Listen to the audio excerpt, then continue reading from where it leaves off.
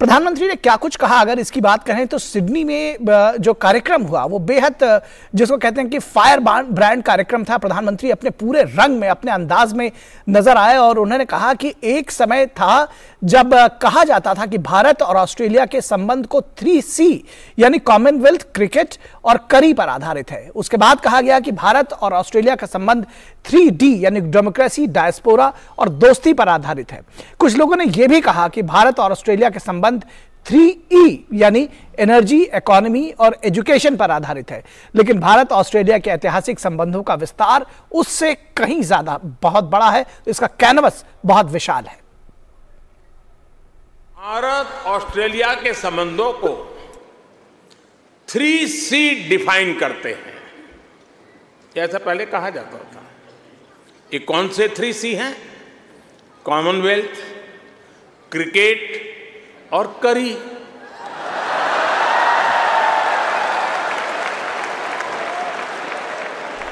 इसके बाद कहा गया कि भारत ऑस्ट्रेलिया के संबंध 3D पर आधारित है, डेमोक्रेसी, डायस्पोरा और दोस्ती। कुछ लोगों ने यह भी कहा कि भारत ऑस्ट्रेलिया के संबंध 3E पर आधारित है, एनर्जी, इकोनॉमी और एजुकेशन। यानी कभी C, कभी D, कभी E। अलग अलग कालखंड में ये बात संभवतः सही भी रही है, लेकिन भारत और ऑस्ट्रेलिया के ऐतिहासिक संबंधों का विस्तार इससे कहीं ज्यादा बड़ा है। और आइए यहां से सीधे रुख करेंगे सिडनी के कुडोस बैंक एरिना का, जहां हमारी संवाददाता मेघना इस वक्त हमारे साथ जुड़ी हुई हैं और उनसे जानने की कोशिश करेंगे कि किस तरह से वहां का माहौल, दरअसल हमने जो देखा, जो उत्साह है उसका वर्णन करेंगे। और हम देख रहे हैं कि उनके साथ में कुछ लोग खड़े भी हैं। सीधे मेघना, आपसे जानना चाहेंगे कि उस उत्साह का शब्दों में वर्णन कैसे करेंगे आप? क्या कुछ दिखाएंगे अपने कैमरे से और क्या कुछ बताएंगे?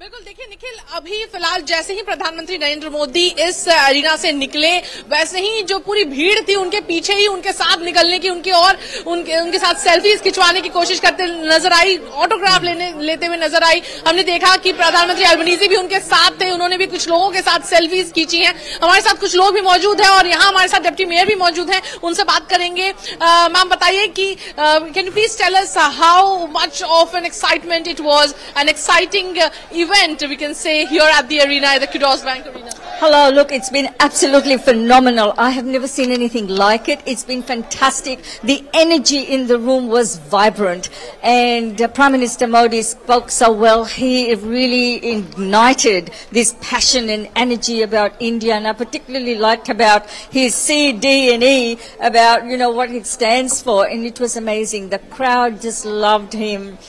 People enjoyed and hung on to every word the Prime Minister said. We're absolutely privileged to have him here. It's been an honor and a privilege to be part of such an exciting thing. We see a lot of people dressed in Indian attire, especially, you know, who have come here for the community event. Oh yes, a lot of the Australians, you know, white Australians have dressed up. They're either wearing the sari and they've gone out and bought the sari or the langas, and it just added to all of it. And even Indian people, you know, they all dressed up, and everything about it was just phenomenal, you know. Very festive. Thank you so much for talking to us. Thank you. We have some more people. हमारे साथ कुछ और लोग भी मौजूद हैं जिनसे बात करेंगे। बताइए कैसा माहौल था? हमने देखा काफी ज्यादा जोश लोगों में नजर आया। प्रधानमंत्री के हर एक बात पर लोग रिस्पॉन्ड कर रहे थे। क्या कहेंगे?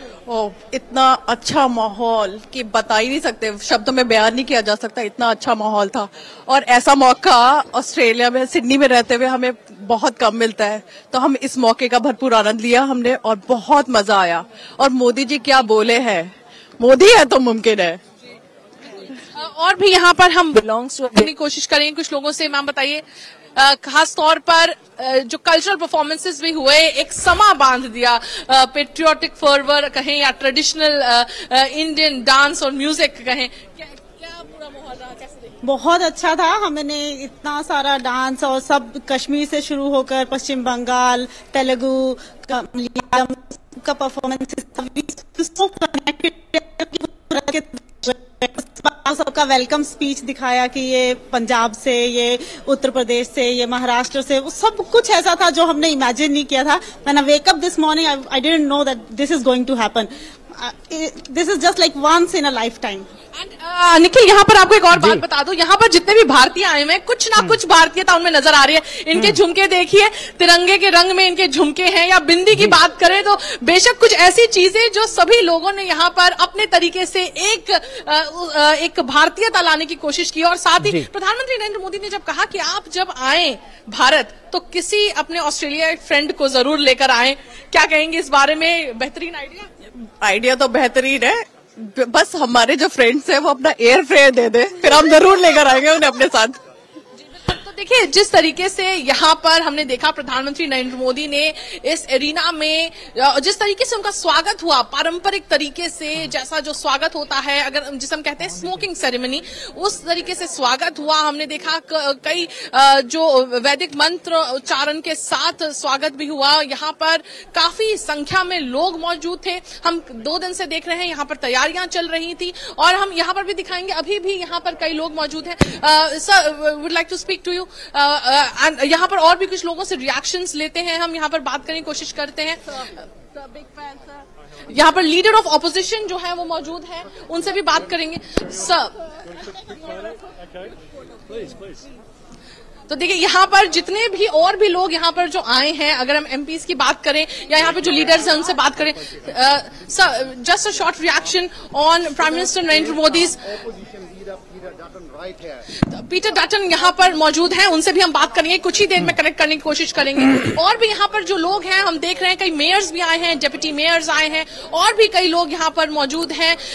खास तौर पर अगर हम देखें तो आज भी सुबह में जिस तरीके से प्रधानमंत्री नरेंद्र मोदी ने जिस तरीके से ऑस्ट्रेलिया के जो बिजनेस कम्युनिटी है, सीईओज हैं, उनसे बातचीत की, उनसे इंटरेक्शन किया, वो भी एक बहुत ही इंटरेस्टिंग इंटरेक्शन रहा, क्योंकि कई अलग अलग क्षेत्रों में जो इंटरेक्शन था वो हुआ था। उसके साथ ही अगर देखें तो कई इन्फ्लुएंसर से भी मिले, अलग अलग क्षेत्रों में जो काम कर रहे हैं। अगर हम शेफ सारा टॉड की बात करें या सिंगर गाय सेबेस्टियन की बात करें, तो कई ऐसे जो मशहूर हस्तियां हैं उनसे भी मिले, उनसे बातचीत की। तो कई आज अगर हम देखें तो बड़ा एंगेजिंग दिन रहा प्रधानमंत्री नरेंद्र मोदी का। और बेशक जिस कम्युनिटी इवेंट का इंतजार था लोगों को, वो यहाँ पर बेशक नजर आया कि काफी भारी संख्या में यहाँ पर लोग मौजूद थे। और एक सबसे दिलचस्प बात यहाँ पर बता रही हूँ कि जैसे ही प्रधानमंत्री नरेंद्र मोदी यहाँ से निकले, निखिल, हमने देखा कि उनके कारकेड की तरफ लोग भागना शुरू हुए। बिल्कुल, ये जो वहां भी जो एनर्जी थी उसको समझा जा सकता है, जो उत्साह था,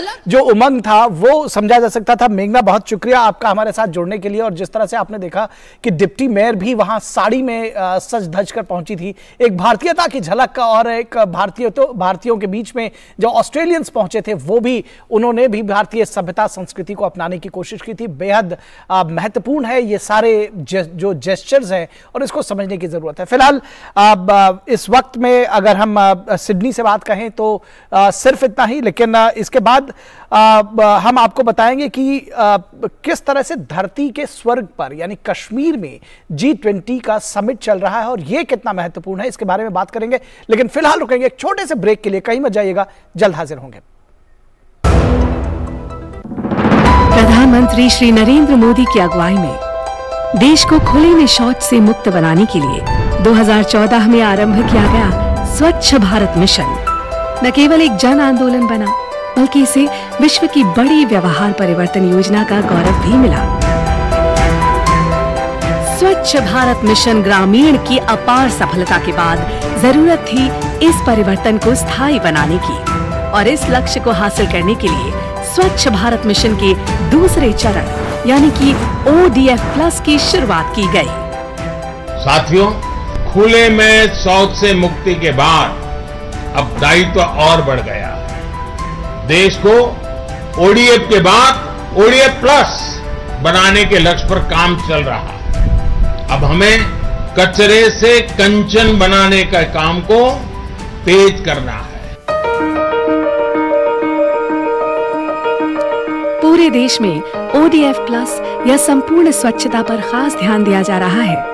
स्वच्छता केंद्रित जागरूकता अभियानों के द्वारा जन जन तक स्वच्छता की सीख, पेंटिंग और फिल्म मेकिंग जैसे नए और रोचक तरीकों से पहुंचाई जा रही है।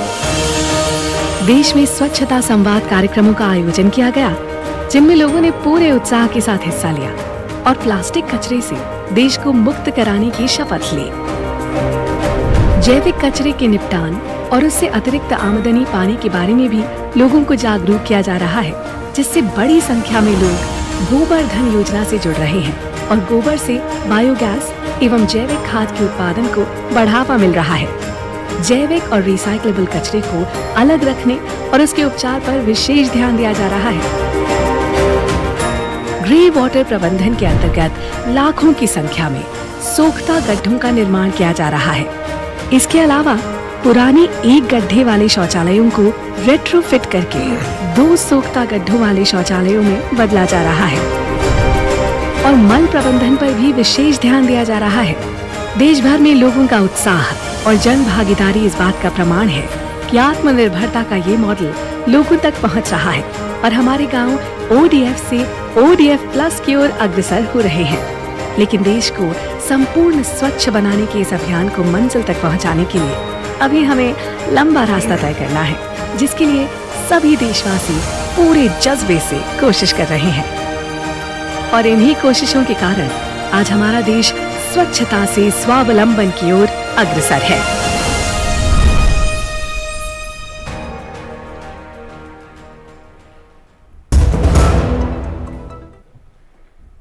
स्वागत है आपका ब्रेक के बाद और अब बात करेंगे कि जन्नते कश्मीर में G20 जो समिट की जो बैठक चल रही है उसकी बात कर लेंगे कि किस तरह से एक नई शुरुआत हुई है जम्मू कश्मीर में, किस तरह से श्रीनगर एक बदले हुए कश्मीर की एक बानगी दिखा रहा है। यह बदले दौर का जम्मू कश्मीर है।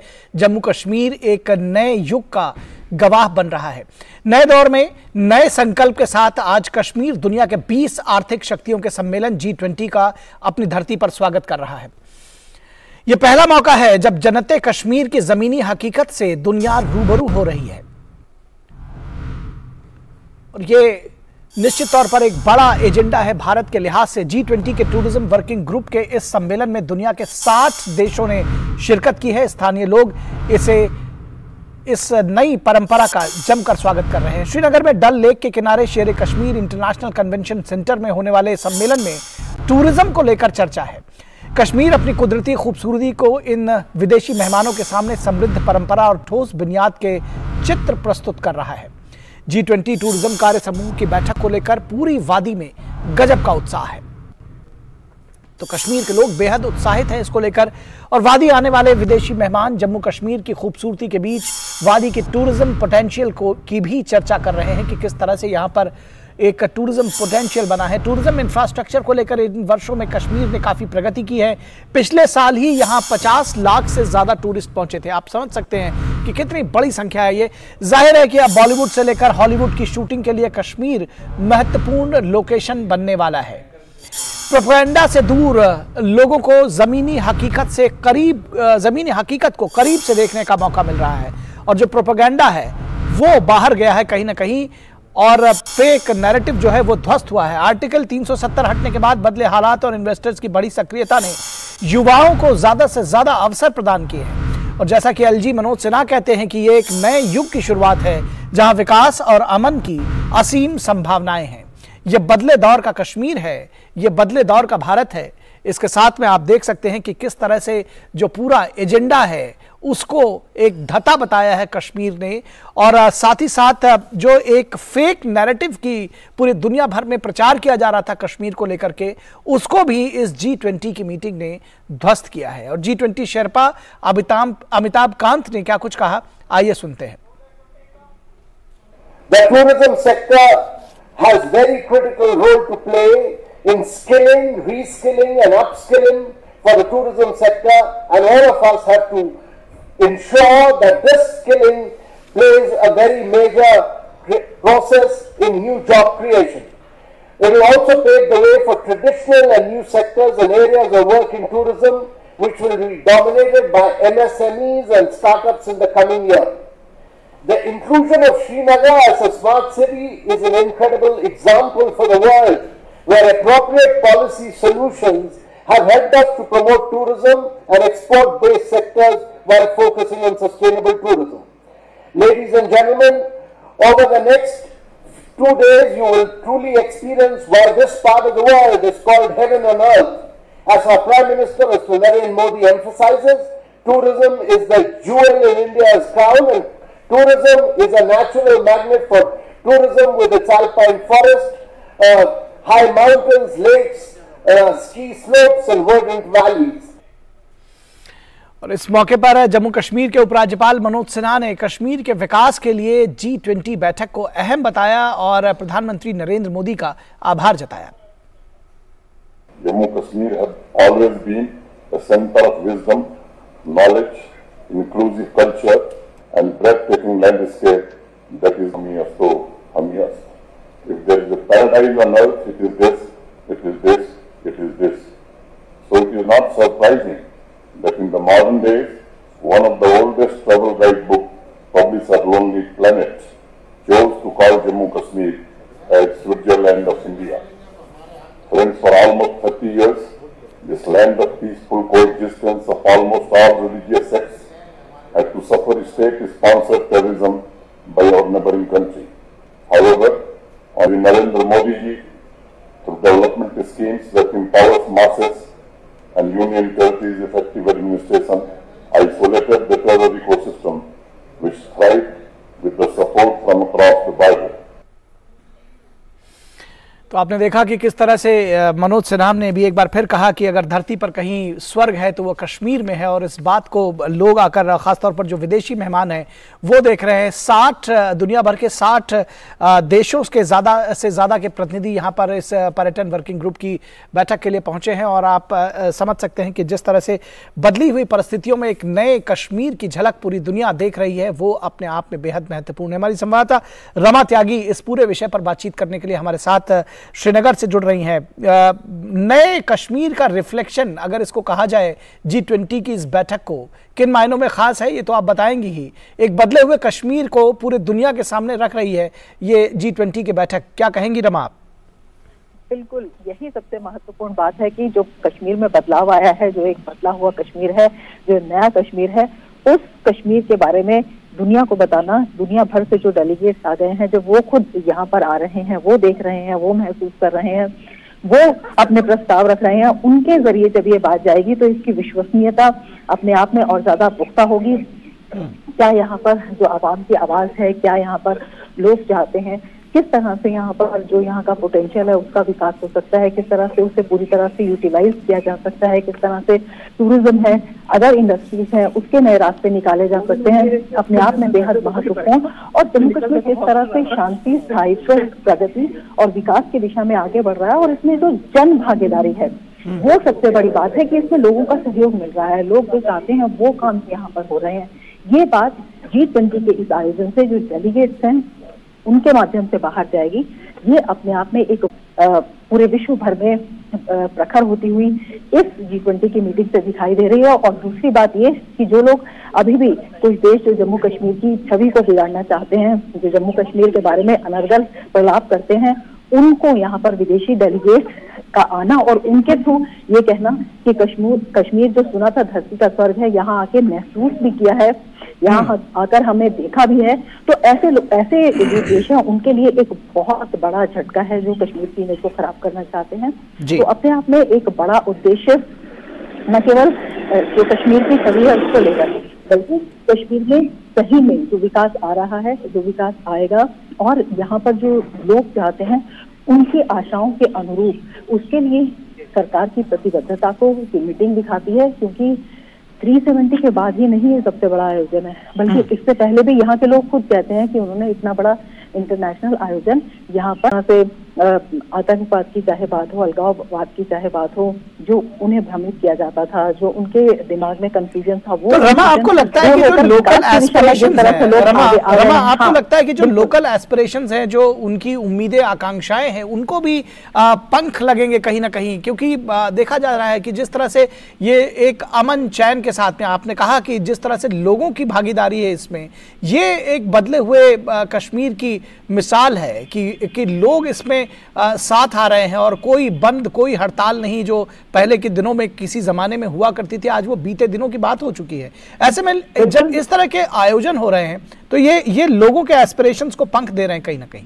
बिल्कुल, लोगों की जो उम्मीदें हैं, लोगों की जो आशाएं हैं, वो अब परवान चढ़ रही हैं, क्योंकि लगातार जिस तरह से यहाँ पर जो काम हुए थे, हम बता रहे हैं कि सरकार आपके द्वार प्रधानमंत्री ने शुरू किया था और यहाँ पे वो जमीनी रूप पर साफ तौर पर इम्प्लीमेंट हुआ कि सरकार उनके द्वार पहुंची, बैक टू विलेज हो या अन्य तरह के जो इस तरह के कार्यक्रम थे, उनमें लोगों से पूछा गया कि उनकी इच्छा क्या है, उन तक अब तक काम। टूरिस्ट यहाँ पर आए थे और इस बार जो ये आंकड़ा है उस बड़े आंकड़े को भी पार कर गया। तो टूरिज्म यहाँ की जो बैकबोन कही जाती है, जो यहाँ की मुख्य इंडस्ट्री है, न केवल टूरिज्म बल्कि उससे जुड़ी हुई जो अन्य इंडस्ट्रीज हैं, जो उसके सहारे फलती फूलती हैं, हॉस्पिटैलिटी का जो क्षेत्र है, होटेलियर्स हैं, छोटे छोटे उद्योग धंधे करने वाले लोग हैं। टूरिस्ट जब आते हैं तो ऑब्वियसली यहाँ से बहुत सामान खरीदते हैं। तो जो यहाँ पर जितने भी यहाँ पर स्थानीय जो छोटे और बड़े विक्रेता हैं, जो यहाँ पर उद्योगपति हैं, उनको एक बहुत बड़ा जी जी जी एक और आखिरी बात आपसे समझना चाहेंगे रमा जी जी रमा, एक और आखिरी बात बहुत जल्दी से समझना चाहेंगे कि जो एक फेक नैरेटिव जिसका आपने अभी जिक्र भी किया, पूरी दुनिया भर में गढ़ने की कोशिश की थी पाकिस्तान और उसके जैसे लोगों जैसे देशों ने, तो आप क्या ये समझती हैं कि ये एक गेम चेंजर साबित होगा G20 का आयोजन जम्मू कश्मीर में, श्रीनगर में? बिल्कुल, ये एक दिन जो पर्यटक आते थे, ये जो सुनने वाली बात आती थी कि हमने ये सुना वहाँ ये होता है, हमने ये कहा वहाँ होता है, तो ये जो कश्मीर के बारे में भ्रम फैलाया जा रहा था, यहाँ के लोगों के बारे में जो भ्रम फैलाया जा रहा था, यहाँ के लोग कहते थे कि जब हम बाहर जाते हैं तो हम अपने आप को असहज महसूस करते हैं। अब वो बाहर निकलकर देश के किसी हिस्से में जाएं, सहज महसूस करते हैं जैसे कि देश का कोई अन्य नागरिक महसूस करता है। तो ये जो लोग गलत प्रोपेगेंडा करते हैं या अपने राजनीतिक स्वार्थ जो देश कश्मीर के जरिए साधना चाहते हैं, उनके चेहरे पर करा हुआ तमाचा कहा जा सकता है, उन्हें एक बहुत बड़ा झटका कहा जा सकता है। निखिल जी जी बिल्कुल, निश्चित तौर पर उनके लिए एक बड़ा झटका कहा जा सकता है और एक कश्मीर की एक नई तस्वीर, जो असल तस्वीर है, वो पूरे दुनिया की सम्मेलन के जरिए। बहुत शुक्रिया रमा इस तमाम बातचीत और जानकारी के लिए। और इसके बाद बात करेंगे मिशन 2024 के साथ मिशन अध्यादेश, क्या हम साथ साथ हैं, इस पर चर्चा करेंगे, लेकिन रुकेंगे एक छोटे से ब्रेक के लिए। कहीं मत जाइएगा, जल्द हाजिर होंगे। अर्जुन, 10th में you made us really proud. अब आगे क्या सोचा है? पापा, मैंने IIT जाना है और इंजीनियर बनना है। थिंक IIT, थिंक विद्या मंदिर। समाज की बेड़ियां तोड़कर हासिल किए अनोखे मुकाम, उज्जवल भविष्य के स्वप्न के साथ उन्मुक्त गगन में भरी उड़ान, बाधाओं के बंधन काटकर साबित की अपनी पहचान, जो अपने बुलंद हौसलों से सामाजिक बेड़ियां तोड़कर लिख रही हैं वीरता की गाथाएं। मैं उन्मुक्त, मैं स्वच्छंद, मेरा ध्येय अनंत, मेरी दिशा अनंत। मिलिए इन प्रेरणादायक शख्सियतों से मेरे साथ कार्यक्रम तेजस्विनी में, सिर्फ DD न्यूज पर।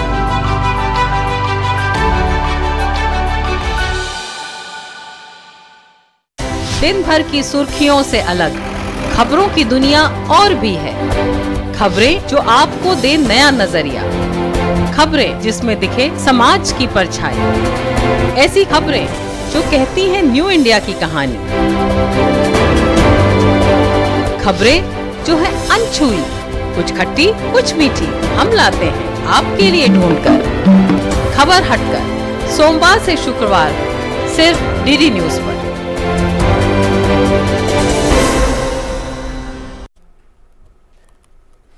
ब्रेक के बाद एक बार फिर आप सभी का स्वागत है और अब बात करेंगे मिशन 2024 के साथ मिशन अध्यादेश। इन दोनों को मिलाकर क्या हम साथ साथ हैं, ये विपक्षी एकता की बात हो रही है। विपक्ष की एकता के नए सूत्रधार नीतीश कुमार ने कांग्रेस के साथ आम आदमी पार्टी को लाने का दावा किया है। अब कांग्रेस पार्टी केजरीवाल के मिशन अध्यादेश का सपोर्ट करेगी। राजनीति में कुछ भी असंभव नहीं है। 3 दिन पहले कर्नाटक सरकार के शपथ ग्रहण समारोह के दौरान विपक्षी एकता के प्रदर्शन से कांग्रेस ने केजरीवाल को दूर रखा था, लेकिन आज नीतीश कुमार के कहने पर समर्थन देने को तैयार दिख रही है कांग्रेस। तो यह बात समझने की जरूरत है कि राजनीति में कुछ भी असंभव नहीं है और क्या जो स्टांस है वो चेंज हुआ है। दरअसल यूपीए को मजबूती देने के लिए बिहार के मुख्यमंत्री नीतीश कुमार देश के दौरे पर हैं और अलग अलग क्षेत्रीय दलों से मुलाकात कर रहे हैं। कल नीतीश कुमार कांग्रेस अध्यक्ष मल्लिकार्जुन खड़गे और राहुल गांधी से उन्होंने मुलाकात की थी। ये बेहद महत्वपूर्ण मुलाकात बताई जा रही है। राहुल गांधी ने इससे जिन नेताओं की बात नहीं होती वहां पीस कीपर की भूमिका नीतीश कुमार निभा रहे हैं, यानी कि वो उन नेताओं से बात करते हैं। नेताओं से मुलाकात का ब्यौरा राहुल गांधी को दे रहे हैं, लेकिन यह बताना मुश्किल है कि कितना साथ दे रहे हैं, क्योंकि सबकी अपनी अपनी एस्पिरेशंस हैं, अपनी अपनी आकांक्षाएं हैं। उधर प्रशासनिक सेवाओं पर पूर्ण नियंत्रण को लेकर विपक्षी नेताओं से समर्थन की मांग करने केजरीवाल देश के दौरे पर हैं। अध्यादेश के खिलाफ समर्थन जुटाने निकले केजरीवाल इसे विपक्षी एकता की मुहिम मानते हैं। उनका मानना है कि यह अध्यादेश के खिलाफ ही समर्थन नहीं है, बल्कि विपक्षी एकता की मुहिम है।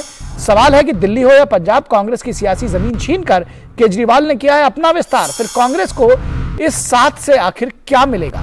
उससे भी बड़ा सवाल, राज्यों की इकाई कभी केजरीवाल के नेतृत्व को देगी समर्थन? जो रीजनल इकाइयां हैं, क्या वो केजरीवाल को समर्थन देंगी कांग्रेस की? सवाल यह भी है कि नीतीश कुमार से पहले चंद्रबाबू नायडू ने भी शुरू की थी विपक्षी एकता की मुहिम। नायडू ने पूरे देश भर का दौरा किया था उस दौरान, लेकिन चुनाव में सफलता नहीं मिली थी। उनको जबरदस्त हार का सामना करना पड़ा था, उनकी खुद पार्टी को हार का सामना करना पड़ा था। नीतीश कुमार तेजस्वी के भरोसे बने हैं मुख्यमंत्री, लेकिन पीएम बनने की कर रहे हैं कवायद। तो जैसा कि कहा कि सबकी अपनी एस्पिरेशंस हैं, अपनी इच्छाएं हैं, अपनी आकांक्षाएं हैं। सवाल यह है कि विपक्षी एकता के सम्मेलन में नीतीश कुमार कांग्रेस आलाकमान की भूमिका चाहते हैं, लेकिन क्या पटना के इस सम्मेलन में ममता बनर्जी, केसीआर और अरविंद केजरीवाल को एक मंच पर ले आएंगे नीतीश कुमार? पिछले वर्षों में विपक्षी दलों की यह चौथी कोशिश है, लेकिन हर बार विपक्ष को एक अदद चेहरे के बिना प्रयास अधूरा रह जाता है। बड़ा सवाल यह कि जिन नेताओं को केजरीवाल भ्रष्ट और वंशवादी मानते थे, उनके साथ चलने में अब उन्हें कोई दिक्कत नहीं है। तो ये सवाल तो जरूर केजरीवाल से पूछे जाएंगे, सवाल कांग्रेस से भी पूछे जाएंगे, और बीजेपी किस तरह से इस पूरे मुद्दे पर आगे बढ़ रही है, क्या कुछ सोचती, इस पर भी बातचीत होगी। और इस पूरी बातचीत में हमारे साथ 3 खास मेहमान जुड़ रहे हैं, उनसे आपका हम परिचय करा दें। हमारे साथ अनुजा कपूर, जो कि बीजेपी की प्रवक्ता है। अनुजा जी, बहुत स्वागत है। हमारे साथ में कांग्रेस की तरफ से विजय कौशिक जी, कांग्रेस नेता है। विजय जी, बहुत स्वागत है आपका। और हमारे संपादकीय सलाहकार विनोद मिश्रा, वो भी हमारे साथ जुड़े हुए हैं। विनोद जी, स्वागत है आपका। और विनोद जी, आपके साथ ही अगर हम इस चर्चा की शुरुआत करना चाहें, तो जिसको कहते हैं कि कहीं की ईंट कहीं का रोड़ा, भानुमति का कुनबा जोड़ा, कहीं से लेकर आ रहे हैं, कहीं से लेकर आ रहे हैं। क्योंकि जब प्रिंसिपली एग्रीड होने की बात होती है, तो ये कहते हैं कि हम हमारे अपने अलग अलग विचार हैं, अलग अलग दल हैं सबके, और कोई कहता है हम कांग्रेस की नेतृत्व को स्वीकार नहीं करेंगे, कोई दूसरी बातें करता है। लेकिन बार बार ये कवायद, ये चौथी बार है जब विपक्षी एकता की कवायद की जा रही है। निखिल, अगर आप इजाज़त दें तो अभी आपने जो 2 रिपोर्ट दिखाई है, मैं पहले उसकी चर्चा करूं, इसके बाद हम आपके सवाल पे आऊं। जी, ये बदले दौर का भारत है। आज आपने सिडनी में जो प्राइम मिनिस्टर का जो मेगा शो है उसको देखा, और आप इसके साथ में आपने दूसरी रिपोर्ट दिखाई थी G20 का जम्मू कश्मीर में। जी, ये आप देखिए, यही बदले दौर का भारत है कि जिस भारत की आज जो एक छवि है, जो दुनिया में भारत की जो शख्सियत है, उसको दुनिया किस तरह से उसको देख रही है। भारत एक 5 जो आर्थिक महाशक्ति है उसके सामने में भारत कदम ताल मिला के चल रहा है। भारत आज वो देश है जो आप G20 की अध्यक्षता कर रहा है। तो इन सारे सवालों का जवाब आपको शायद इस चीज़ों से मिल जाएगा कि भारत का आज का स्ट्रक्चर क्या है, जो 2024 के सामने में जब आपके बात रखने की बात करते हैं, तो वही राजनीति की बात हम करने लगते हैं, और वही राजनीति हमारे सामने में आती है जो 1990 से हमने देखा है। ये 90 से जो ये सत्ता का जो समीकरण था और सत्ता की जो संस्कृति थी, वो वही 2+2=4 बनाने की ये कवायद हमेशा चलती रही थी। और इसी सोशल इंजीनियरिंग के फॉर्मूले पे ये सारे यूपीए और इस तरह के कॉम्बिनेशन सामने में आते थे। आज उसी कॉम्बिनेशन की तलाश में आप देखिए कि कभी टीएमसी के ममता बनर्जी आगे आते हैं, कभी केसीआर आगे आते हैं, कभी नीतीश कुमार आगे आते हैं, तो आज से अपने देश के दौरे पे अरविंद केजरीवाल हैं। लेकिन उन्हें इस बात को समझने में शायद मुझे लगता है कि दिक्कत हो रही है, या मुझे लगता है कि लोगों को एक भ्रम दे रहे हैं कि ये बदले दौर के भारत में उनका ये समीकरण कहां तक चलने वाला है। आज का जो समीकरण है जिसकी चर्चा आप कर रहे हैं, आज की रिपोर्ट में आपने जो इस चर्चा के लिए मौजू बनाया है, उसमें सबसे अहम चीज तो ये है कि क्या इस भारत का आपने दो तस्वीर अभी अपने रिपोर्ट अपने प्रोग्राम में दिखाया है, एक G20 जिसका आप टूरिज्म वर्किंग ग्रुप का सम्मेलन उस कश्मीर में हो रहा है, जिसके बारे में जो लोगों का नैरेटिव और परसेप्शन क्या था, आज वहां भारत अपनी उस इंफ्रास्ट्रक्चर डेवलपमेंट के, उस अमन के प्रोसेस को, उस अमन की फिजा को और जन्नत कश्मीर की बात जो होती थी उसकी एक झांकी दुनिया के सामने रखी है। तो सिडनी का मेगा रोड शो में भारत के उस प्रभुत्व, भारत की उस संप्रभुता को आपने उसमें देखा है, जो खुद प्राइम मिनिस्टर के साथ में, वहां के प्राइम मिनिस्टर के साथ में लगभग तमाम उनके आला अधिकारी और सारे जो पीपुल्स रिप्रेजेंटेटिव जो हैं वहां के, वो सब मोदी के इसमें शामिल थे। तो ये जो भारत है उसके भारत के विपरीत अगर हम डोमेस्टिक रूप में देखते हैं और जो राजनीति की चर्चा करते हैं, तो हमें लगता है कि कहीं उसमें कोई तुलना नहीं है। लेकिन ये सत्ता और सियासत की मजबूरी है, तो इस मजबूरी में ये सियासत यहां चल पड़ती है। आज का जो डेवलपमेंट है उस डेवलपमेंट में देखिए कि ये भी एक पहला मौका होगा, और ये आप सोच सकते हैं कि ऐतिहासिक आप कह सकते हैं भारत की राजनीति में, कि आम आदमी पार्टी को सपोर्ट करने के लिए कांग्रेस सामने में। जी बिल्कुल, आम आदमी पार्टी को सपोर्ट करने के लिए कांग्रेस आई है सामने। और विजय कौशिक जी से यही सवाल कि क्या केजरीवाल जी की या नीतीश कुमार की, खासतौर पर जब केजरीवाल से सपोर्ट लेने की बात आ रही है, तो उनकी अगुवाई कांग्रेस स्वीकार कर रही है, इसको ऐसे समझे? देखिए, सबसे पहले तो मैं केजरीवाल जी के लिए कहना चाहूंगा कि भाजपा की सत्ता की लाठी के सहारे जो पीटे जा रहे हैं वो कांग्रेस की तरफ खींचे चले आ रहे हैं। केजरीवाल जी को कहीं कोई रास्ता नहीं दिखाई दे रहा, लेकिन कांग्रेस सिद्धांतों की राजनीति करती है। हम किसी केजरीवाल का समर्थन नहीं करते, ना किसी आम आदमी पार्टी का समर्थन करते। हम इस देश के लोकतंत्र को बचाने की लड़ाई लड़ रहे हैं। कांग्रेस पार्टी इस देश के लोकतंत्र की हत्या नहीं होने देगी। कल को अगर दिल्ली में हमारी सरकार आएगी तब यही अध्यादेश हमारे गले की भी फांस बनेगा। इसलिए हम अध्यादेश का विरोध कर रहे हैं। हम आम आदमी पार्टी का कोटे की लड़ाई लड़ेंगे और इस देश के हितों की लड़ाई लड़ेंगे। तो केजरीवाल जी भाजपा से पीड़ित हैं या भाजपा द्वारा, सत्ता के द्वारा वो सताए जा रहे हैं, और तब वो कोई किसी मंच पर आना चाहते हैं, एकता के मंच पर, तो वो उनका अपना मुद्दा है। कांग्रेस का ये मानना है कि हम देश हित की लड़ाई लड़ रहे हैं, जिसे आना हो आए। जी विजय जी, इसके पहले कई बार चाहे वो ममता बनर्जी हो या केजरीवाल हो, कभी घुमा फिरा कर, कभी सीधे सीधे वो कह चुके हैं कि राहुल गांधी की अगुवाई वो स्वीकार नहीं करेंगे। और उसके बाद अगर आप उनको अपने साथ लेकर चलना चाह रहे हैं, तो इतनी लानत मलानत के बाद सबको जोड़ने की जरूरत क्या है?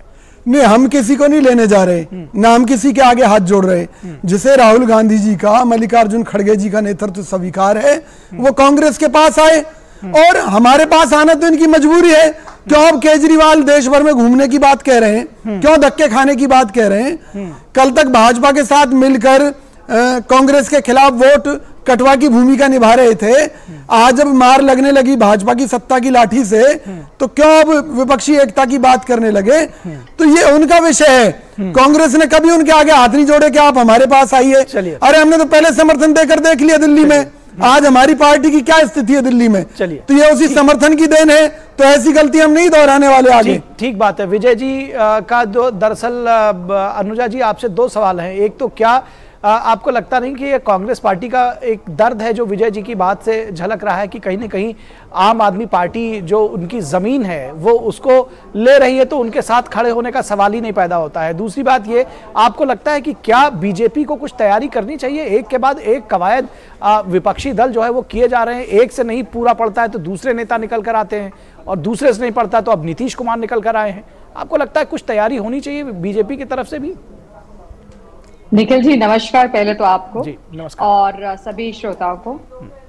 ये जो एक बहुत ही इंटरेस्टिंग चीज अभी सामने आ रही है, मैं जैसे पहले भी हम लोग सब जानते हैं कि कांग्रेस का अपना कोई एक वजूद नहीं है, और कांग्रेस के जो लीडर्स हैं उनको सब एक हाईकमान देखते हैं। और सबसे बड़ी बात है कि उन्हें खुद को नहीं पता है कि इनको क्या बोलना है। जैसे अब यहाँ पे बैठे हुए स्पोक्स पर्सन को नहीं पता उनको क्या बोलना है। दिल्ली के इनके जो कांग्रेस के चीफ चौधरी अनिल कुमार, वो कुछ बोल रहे हैं। अभी जो इनके और जो कांग्रेस के अजय माकन जी वो कुछ और बोल रहे हैं। वो कहते हैं कि ये सिंपैथी गेन कर रहे हैं, ये प्लॉय के इकट्ठा कर रहे हैं। इनको मालूम है कि राज्यसभा में 2/3 की अमेंडमेंट के लिए जरूरत नहीं है। जिस तरीके का ये सिंपैथी गेन करके एक जो ये धोखाधड़ी करने की कोशिश कर रहे हैं, वो अजय माकन जी अलग बोल रहे हैं। कांग्रेस के जो इनके यहाँ के जो दिल्ली के चीफ बने हुए हैं चौधरी अनिल कुमार, वो पहले तो ये कहते हैं कि यहाँ पे प्रेसिडेंट रूल लाना चाहिए। जैसे ऑर्डिनेंस पास हुआ, मतलब जैसे ही भाजपा ने ऑर्डिनेंस लेकर आए तो फौरन कूद गए ये और सीधा बोलने लग गए हाँ बिल्कुल प्रेसिडेंट रूल आना चाहिए। किस तरीके से अरविंद केजरीवाल ने ऑफिसर्स के साथ क्या किया है, इन्होंने कोई काम नहीं कर रहे हैं, कोई चीज नहीं हो रहा है, कैसे दिल्ली को पीछे ले गए। अब अचानक से उसी को उल्टा करके बोल रहे हैं कि हम समर्थन देते हैं उस ऑर्डिनेंस में अरविंद केजरीवाल के साथ। तो ये जो दोगली सरकार है, और ये दोगली सरकार का ही हिंदुस्तान में इनको राजस्व के लिए इनको कोई और जगह चाहिए थी। तो कांग्रेस में इन्होंने कर्नाटका में इन्होंने जिस तरीके का गेम प्लान किया, ये पहले हिंदुत्व की बात करते रहे, फिर मुस्लिम की बात करते रहे।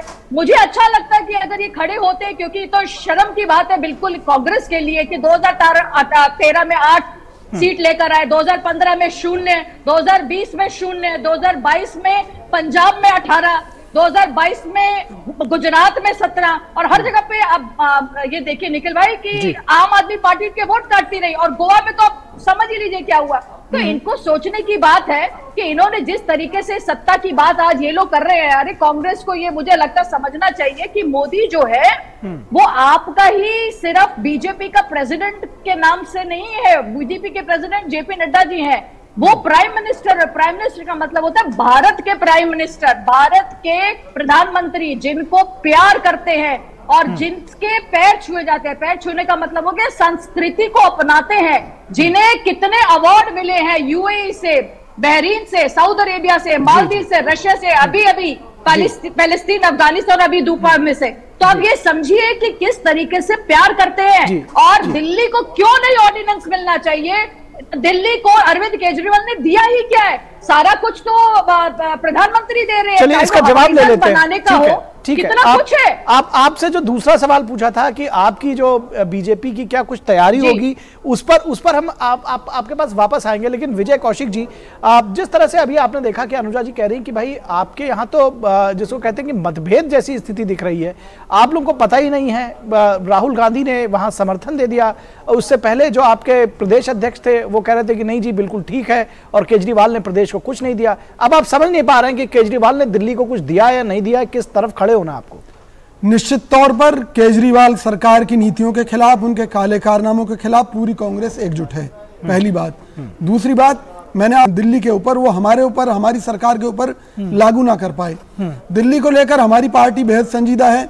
जो हमारे मौजूदा अध्यक्ष अनिल चौधरी जी के जो केजरीवाल के काले कारनामे अब जनता में उजागर हो चुके हैं, उनको लेकर जनता के बीच में जाकर लड़ाई लड़ी जाए। लेकिन पार्टी हाईकमान पे बात नहीं समझ रहा है क्या विजय जी? क्या नेतृत्व इस बात को नहीं समझ रहा है कि उसने समर्थन दे दिया और आप लोगों को लग रहा है मतलब मन भावे मूड हिलावे? नहीं, कुछ ऐसा। मैंने क्या कहा कि राजनीति में पार्टीबाजी से अलग हटकर सही बातों का समर्थन भी कई बार जरूरी होता है। और ये जो भाजपा प्रवक्ता इतनी चिंता कर रही है कांग्रेस की, इन्हें भाजपा की चिंता करनी चाहिए।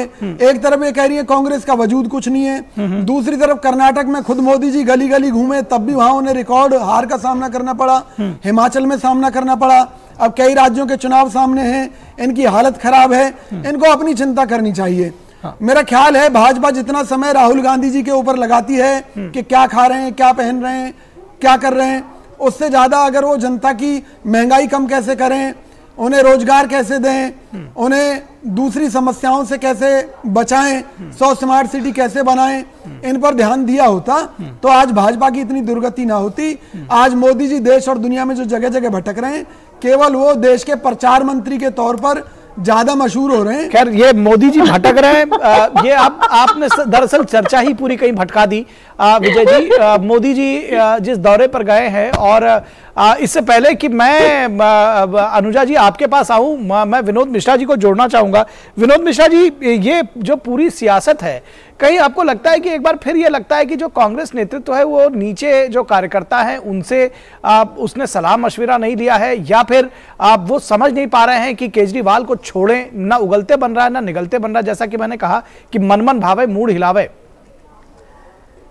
निखिल, हमारे जो प्रवक्ता हैं कांग्रेस के वो काफी सम्मानीय प्रवक्ता हैं और काफी मुझे लगता है कि बहुत पुराना अनुभव भी है इनका। जी। और सीजन्ड कांग्रेस के पॉलिटिशियन रहे हैं हरियाणा से, और हम लोग उनको काफी सम्मान भी करते हैं। लेकिन यहाँ उन चीजों को, वो सीरियसनेस को भटका रहे हैं, या वो जानबूझ के यही मैं समझना चाह रहा था, क्या जानबूझ कर रहे हैं, टच करना नहीं चाहते हैं। वो हल्की फुल्की बातों को लेके उस चर्चा में अपने को भाग लेके इस बात को राहुल गांधी की बात करके उस चर्चा को कहीं दूसरी तरफ ले जा रहे हैं।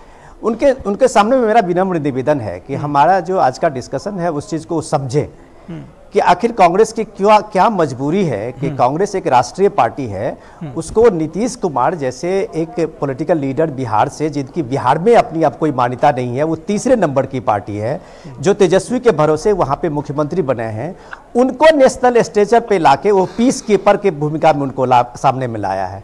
इट मीन्स कि कांग्रेस का जो कम्युनिकेशन विपक्षी दलों से है वो विपक्षी दलों से उतना उनका नहीं बन पाया है।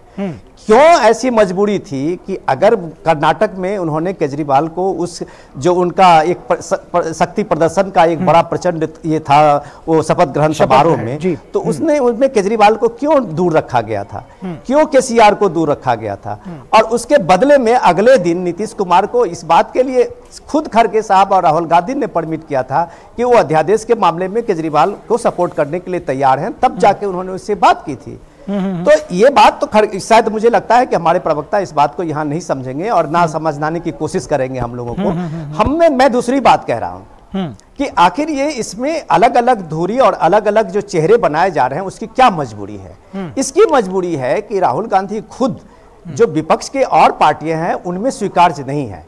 ममता बनर्जी कभी भी राहुल गांधी के नेतृत्व में यूपीए में कभी भी शामिल होना नहीं चाहेगी। जी, ये सारे सवाल है। जी, यही दिक्कत जो है वो केजरीवाल के साथ में है। यही दिक्कत और दूसरे पार्टियों के साथ पहले किया था।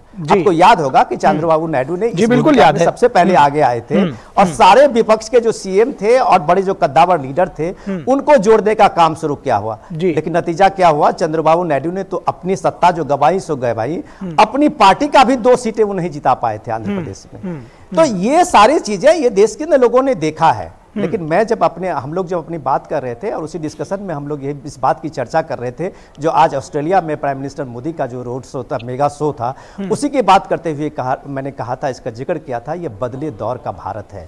इस भारत के जो राजनीतिक सोच, इस भारत की जो व्यवस्था, इस भारत में जो लोगों की अपनी एस्पिरेशंस है, अभी तक ये विपक्षी एकता की बात लोग नहीं समझ पाए हैं। अरविंद केजरीवाल आज भले ही बंगाल में हो, ममता बनर्जी से सपोर्ट वो ले लें राज्यसभा में इस अध्यादेश के खिलाफ में, लेकिन वो इस भारतवंशियों का हजार लोगों का जमावड़ा था। काश आपको देखना चाहिए था। फिलहाल मैं इस बात की चर्चा इससे ज्यादा इसलिए नहीं करूंगा कि हमारी जो चर्चा है वो डिरेल हो जाएगी, हम अभी उस पर है नहीं। आपने चूंकि एक थोड़ा सा जिक्र किया था तो मैंने कहा काश आपने देखा होता कि वो कहीं कोई घूमने के लिए नहीं जाता है। शायद इसको आपको दोबारा कभी फिर इस पर एक बड़ी चर्चा करेंगे तो आपको बुलाएंगे, आप उस पर कभी चर्चा कर लेंगे। बहरहाल अनुजा जी, आपको लगता है कि जो विजय जी कह रहे थे कि आप लोगों को अपनी चिंता करनी चाहिए, कोई चिंता करने की जरूरत है? हालांकि ये चौथा प्रयास है विपक्षी दलों का, लेकिन क्या बीजेपी को थोड़ा अलर्ट होना चाहिए?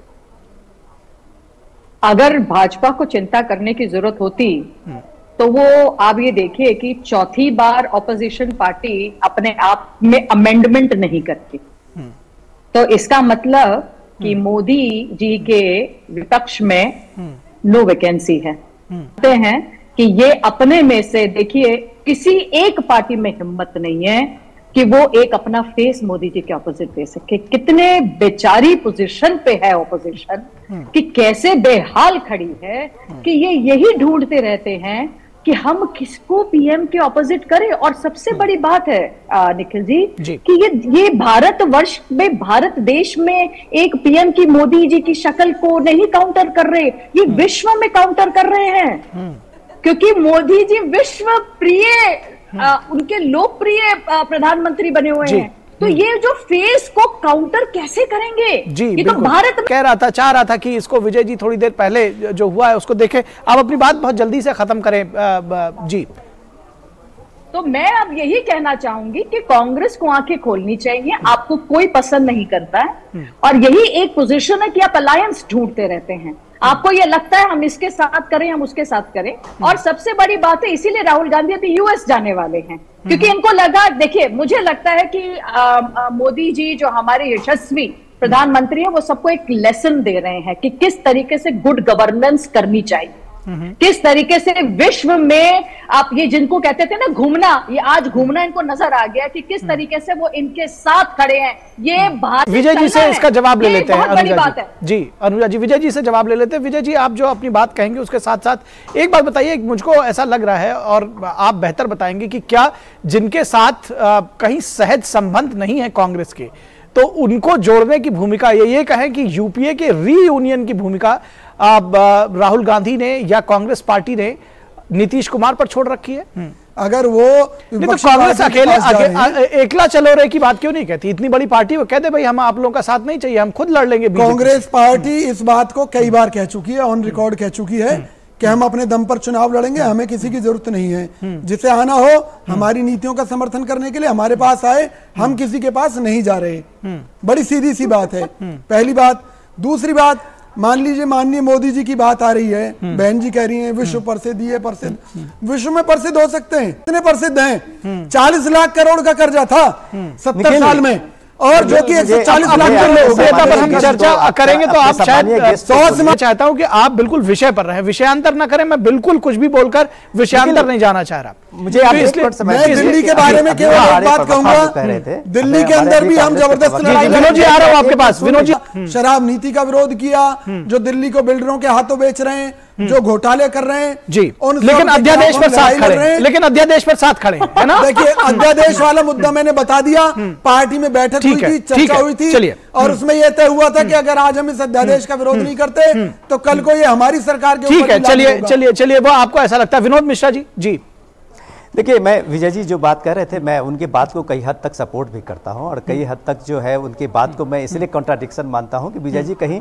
दूर ले जा रहे हैं कि जो कि उनके पास जवाब नहीं है। पहली बात तो ये कि उन्होंने कहा कि कांग्रेस ने कहा है कि एकला चलो का उसने नारा दिया था कि हम विदेश में चुनाव लड़ेंगे, जिस पॉलिटिकल पार्टीज को सपोर्ट करना हो उनको करे। अकेले वहां पे चुनाव लड़ी थी और तीसरी पार्टी बन के वहां खड़ी हुई थी।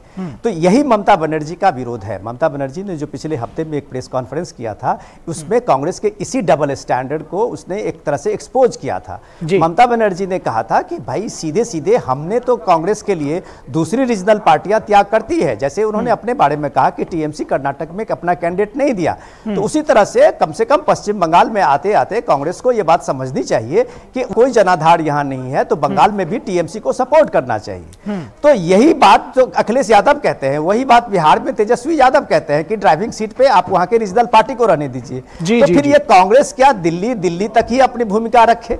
ये विजय जी को शायद समझ में आ गई होगी बात कि कांग्रेस को ये सारे रीजनल पार्टी मिलके उनको अपनी एक औकात दिखा रहे हैं कि आपका बॉस, आपका आधार पूरे देश में सिमट गया है। शायद उनको लगता है कि उस स्टेचर के विरोध करने के पास उनके पास ना शब्द है, ना उनके पास वो चेहरा है, ना उनके पास में वो क्रेडिबिलिटी है। ठीक है, तो ठीक है। जब पुरानी बातें हैं, उसके बाद में पार्टी में इन सब मुद्दों को लेकर फिर से विचार हुआ, कार्यकर्ताओं ने भी अपनी राय रखी।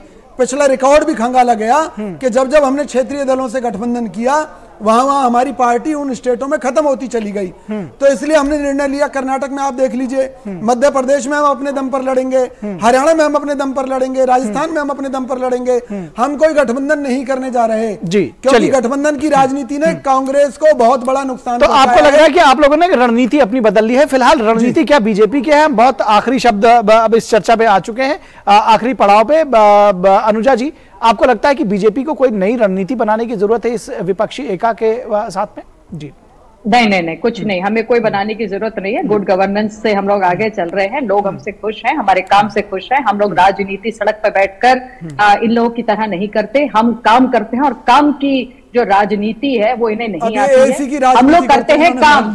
और अब सबसे बड़ी बात ये है कि जहां पर अभी मेरे भाई बोल रहे हैं, को इतना सोचने की जरूरत नहीं है। भाजपा के साथ देश नहीं विश्व खड़ा है।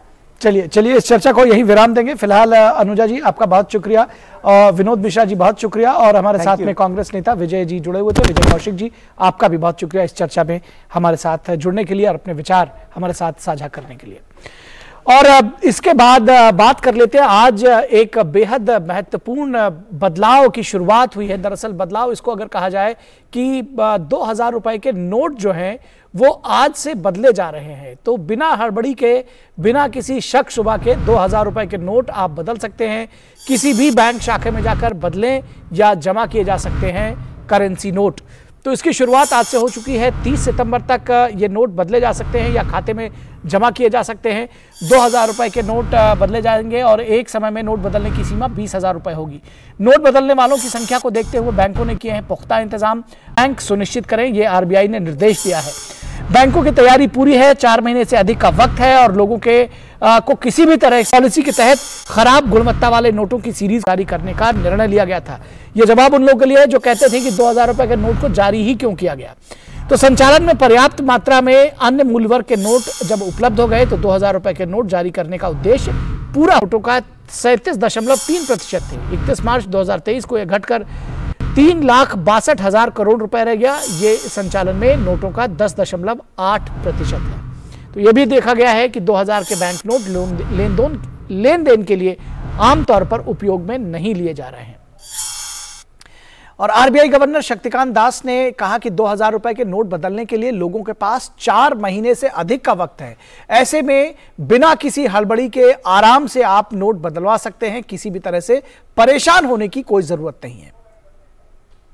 Let me assure the people who are abroad, the people who are now in the foreign countries, and let me assure people who are within India कि जो भी कठिनाइयां आप फेस करते हैं, we will be sensitive to that. Whatever difficulties or whatever representations we come across, it will be our endeavor to address the difficulties of the people and to complete the entire process in a smooth manner. So इसीलिए चिंता की कोई कारण नहीं है। आप आराम से एक्सचेंज करिए नोट। आपका जितना कोई भी कंप्लेंट हो, कोई भी डिफिकल्टी, कठिनाइयां हो, तो हम बैंकों के थ्रू या डायरेक्टली हम तो उसको मॉनिटर कर रहे हैं। जितना इस टाइप का प्रॉब्लम आएगा उसको हम एड्रेस करें। और इस पूरे विषय पर बातचीत करने के लिए हमारे साथ हमारे संवाददाता अजय मिश्रा जुड़ रहे हैं। अजय, आज से नोटों को बदलने की या जमा करने की शुरुआत हो चुकी है। बैंकों का क्या जो ताज़ा सूरत हाल है वो तो आप बताइए ही, साथ ही साथ बताइए कि क्या किसी भी तरह से कोई जो शंका समाधान है वो लोगों के मन में अभी भी लग रहा है या लोगों को लगता है कि ये जो 2000 रुपए का जो ये कदम उठाया गया है नोट बदलने का और इसके प्रचलन को फिलहाल ऐसा लग रहा है कि इसको बंद कर दिया जाएगा, आगे मालूम नहीं है। तो वो उसके संदर्भ में क्या कुछ कहेंगे कि किस तरह से इसको देखा जा रहा है? देखिए, जब से फैसला लिया गया है कि 2000 रुपए के नोट को वापस बैंक में जमा किया जाना है, अलग अलग स्टेक होल्डर्स की राय जो है वो सामने आनी शुरू हो गई है। पहली बात ये कि जो रिटेलर्स हैं या फिर आम जनजीवन में जो ट्रांजैक्शंस होता है, ऐसा देखा गया है कि पहले भी 2000 रुपए के नोट बहुत ज्यादा लोग इस्तेमाल नहीं करते थे आम जनजीवन में अपने ट्रांजैक्शन के लिए, लेकिन अब थोड़े से उसमें कमी आ गई है। जो रिटेलर्स हैं, बहुत सारे रिटेलर्स मना कर रहे हैं 2000 रुपए के नोट लेने से, क्योंकि उनको जाकर के फिर अपने अकाउंट में जमा करना पड़ेगा, उनके लिए एक अलग काम बढ़ जाएगा। दूसरी बात, कुछ ऐसे सेक्टर्स हैं जैसे ज्वेलरी या फिर कुछ महंगी साड़ियां या कुछ बड़े रिटेलर्स ऐसा कह रहे हैं कि कुछ लोग अपने पास अपने घर में जो 2000 रुपए के नोट हैं, बड़ी सामान खरीदने के लिए वो नोट्स लेकर के बाजार में जा रहे हैं। दोनों ही तरह के ट्रेंड्स इस वक्त बाजार में दिखाई दे रहे हैं, तो आप इसको मिक्स ट्रेंड कह सकते हैं, जैसा कि बहुत स्वाभाविक भी है। अब आती है बात बैंकों के ऑपरेशंस की। तो जैसा कि आपने कहा कि टॉप डाउन अप्रोच में आरबीआई की तरफ से सारे बैंकों की तरफ से सारी शाखाओं को, और उसके बाद में जो नीचे लेवल आपको ऐसी सुविधा करनी होगी। तो शहरों में आप बैंकों में, किसी भी बैंक में, चाहे आप उसके ग्राहक हैं या नहीं है, जाकर के लाइन में जमा करके अपना 20 रुपए मतलब 20,000 रुपए तक के नोट्स को एक्सचेंज कर सकते हैं छोटे नोट्स में। शहरों में ये सीमा थोड़ी सी कम रखी गई है, 4,000 रुपए रखी गई है। आप एक बार में 4,000 रुपए करा सकते हैं, लेकिन आप बाद में भी उसका इस्तेमाल कर सकते हैं, क्योंकि वहां पर क्योंकि सप्लाईज कम होती हैं, बैंकिंग कॉरेस्पॉन्डेंट्स के पास उतनी सुविधा नहीं होती कि वो उतने पैसे लेकर के गांव में जा सके।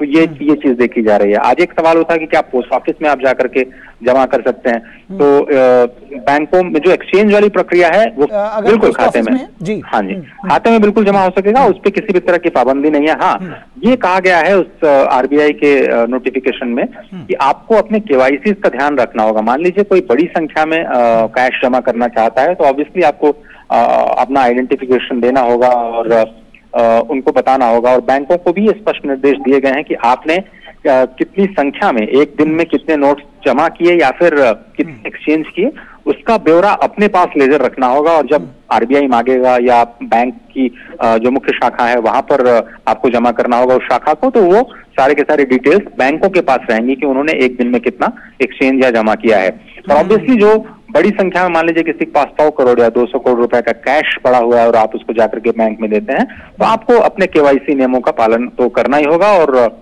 शायद ये भी बताना पड़ सकता है कि आप इतनी मात्रा में कैश क्यों था आपके पास, क्योंकि एक निश्चित मात्रा से ऊपर आप कैश भी नहीं रख सकते हैं, या फिर एक निश्चित मात्रा से ज्यादा आप अंडर ब्लैक मनी लॉ आप ट्रांजैक्शंस में नहीं कर सकते। जैसे 2 लाख रुपए तक से एक दिन में आप ऊपर ट्रांजैक्शन कैश में नहीं कर सकते हैं, या फिर 2000 रुपए से ज्यादा आप किसी को कैश डोनेट नहीं कर सकते हैं। तो इस तरह की जो नियम है काले धन के कानून के तहत, उसकी प्रक्रिया के तहत आपको अपना कार्य करना होगा। और अगर कोई दिक्कत नहीं है आपके सोर्स ऑफ इनकम में, तो कोई परेशानी नहीं आने वाली। जी, एक सवाल का जवाब बहुत जल्दी से बता दीजिए। आज जो अब तक का देखा गया है, आज 23 तारीख है और ये जो बदलाव है इसकी शुरुआत हो चुकी है, किस तरह के रिएक्शंस अभी तक मिल रहे हैं ग्राहकों के और बैंकों के? इट्स वो मिक्स्ड रिएक्शंस ही हैं, बट जिस तरह से पहले से ही ये कंसोल करने की कोशिश की गई, आरबीआई गवर्नर ने जब अपील की कि रश करने की जरूरत नहीं है, तो बहुत या तो बैंक में रखते हैं या फिर वो बड़े समय से काफी चलन से बाहर। तो बहुत शुक्रिया इस तमाम बातचीत और जानकारी के लिए अजय मिश्रा। तो इस वक्त में बस इतना ही। हमारी पूरी टीम को दीजिए इजाजत। नमस्कार।